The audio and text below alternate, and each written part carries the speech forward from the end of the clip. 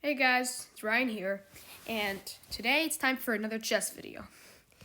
In this video, I'll be taking a look at two games which I played where I was losing, but I didn't resign, and as a result, I got a better result than what I would have gotten if I had resigned.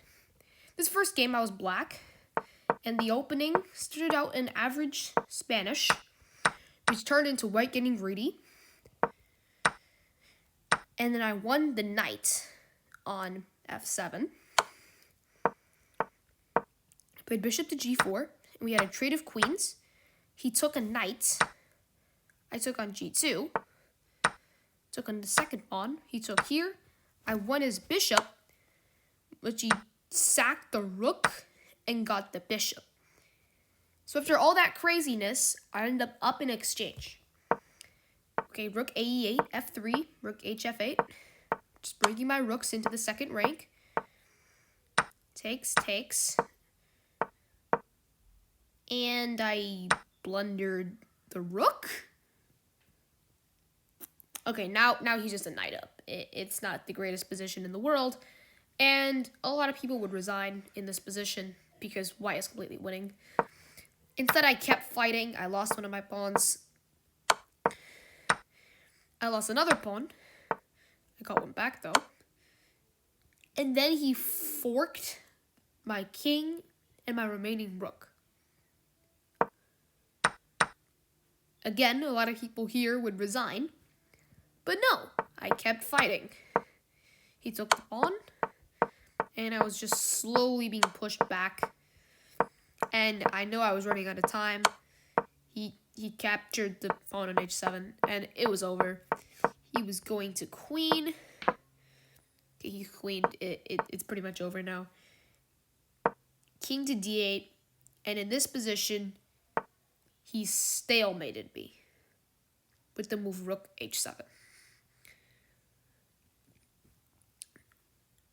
I don't know what to say. I was completely losing. He took all of my pieces, made a queen, and then stalemated me.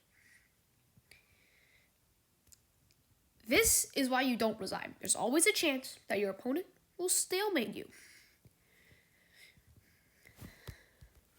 There's another chess game I want to show you.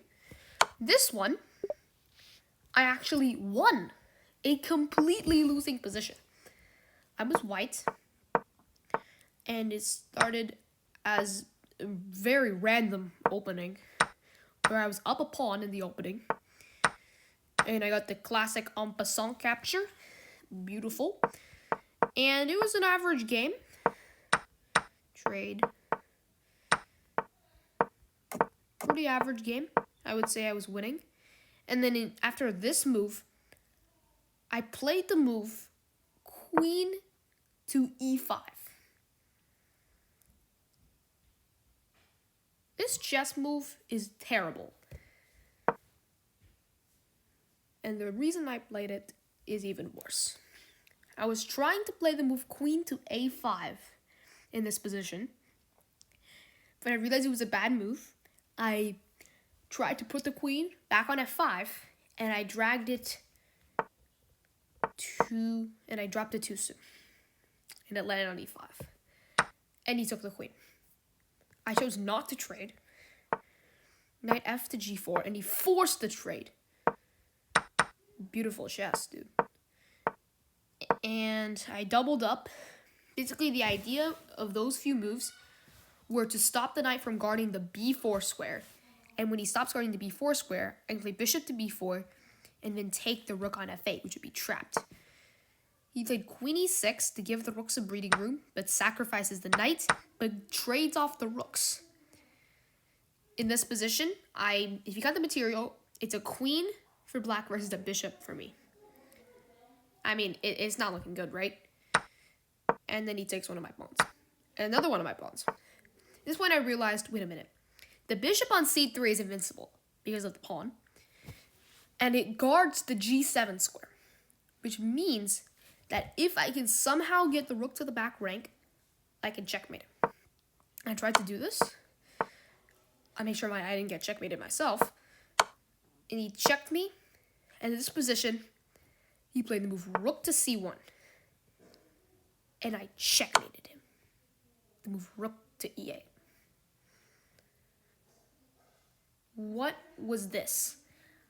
I went from being down a queen for a bishop and losing a few pawns to launching a back rank checkmate. Beautiful stuff. And that right there is why you never resign. Your opponent could stalemate you, or you could launch a back rank checkmate. That's it for this video, and I'll see you next time.